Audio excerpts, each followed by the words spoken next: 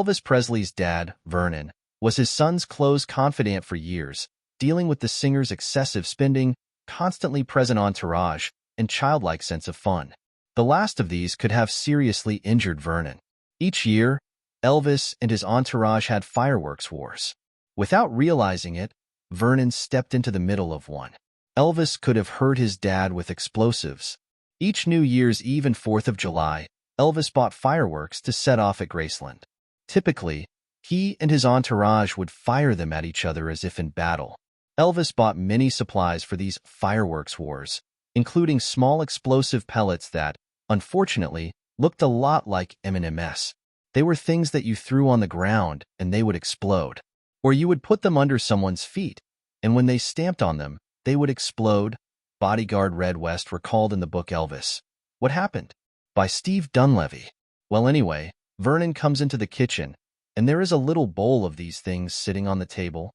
Thinking the pellets were candy, Vernon popped them into his mouth in the middle of a sentence. They exploded inside his mouth. He was making some serious point, and he threw them in his mouth, thinking they were candies. Well, man, you should have seen it, bodyguard Sonny West said. He chomped down on these little bitty things, and they exploded in his mouth. Man, the look on his face. He didn't know what was happening to him. First this explosion inside his head, and there is smoke boiling out of his mouth. He could not speak. His lips had been numbed by the shock, and he still doesn't know what he did wrong to deserve all this. Vernon tried to get someone else to do the same thing. Somehow, Vernon was not hurt in any way. After the initial shock, he began to laugh along with the rest of the room. When we found out he wasn't hurt bad, just in shock, we died laughing.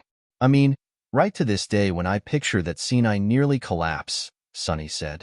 Vernon used to tell that story, and when he told it, it was even funnier.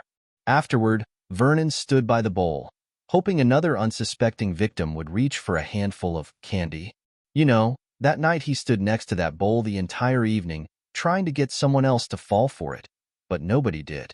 Elvis's dad was worried about the financial impact of these antics.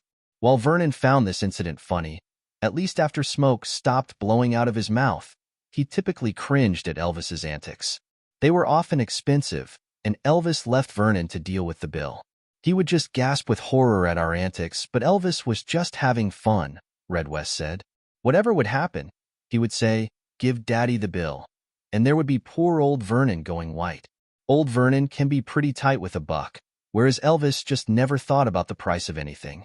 Unfortunately for Vernon, Elvis and his entourage never took his financial concerns seriously. They just laughed at his horror. It was hilarious to see Vernon clap his hands to his head when he saw the spending and the damage and the waste and say, "Oh, Lordy," Red said. He could be a very funny dude without trying. Please subscribe, like, and hit the notification button for more videos.